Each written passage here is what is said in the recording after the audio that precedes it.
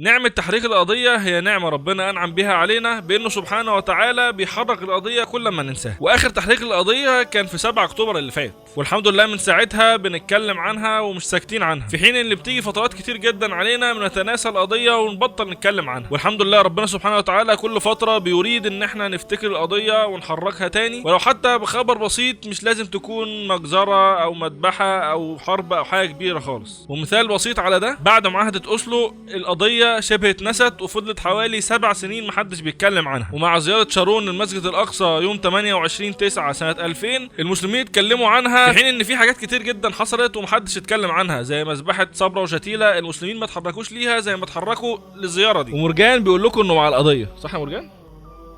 ماشي كده مرجان مع القضيه، ودي نعمه لازم نشكر ربنا عليها. وشكر النعمه دي ان احنا نحافظ على استمرار القضيه بكل الطرق الممكنه، سواء تكتب بوست او مقالات او تعمل فيديوهات وريلز وتنشرها، تنشر اخبار اخواتك اللي هناك في كل حته، تشير فيديوهاتهم وتعرف العالم كله معاناتهم ونصر ربنا سبحانه وتعالى ليهم مع قله عددهم وعتادهم. انك تكلم الناس حواليك في بيتك، في شغلك، مواصلاتك، قرايبك، كل الناس تعرفهم بالقضيه. ولو انت مش عارف تتكلم ومش عارف تكتب كلام فممكن تشير بوستات غيرك، وده اقل حاجه ممكن تعملها ليهم غير المقاطعه وحاجات تانية كتير ممكن نعملها. كفايه اتغفلنا كتير والغرب استقلوا بينا وسمونا العالم الثالث. اتحركوا وانشروا وعرفوا الناس كلها بالقضيه لانها نعمه لازم نشكر ربنا عليها. ولا تيأسوا، الا ان نصر الله قريب.